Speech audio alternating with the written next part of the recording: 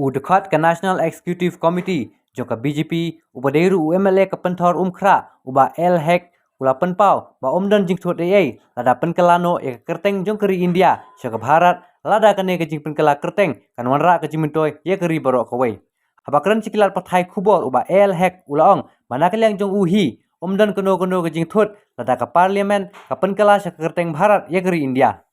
Haduk mentahi ban haduk bengiyo ya ka freedom jong India ka jong iki nang ikot ya ka gari di India.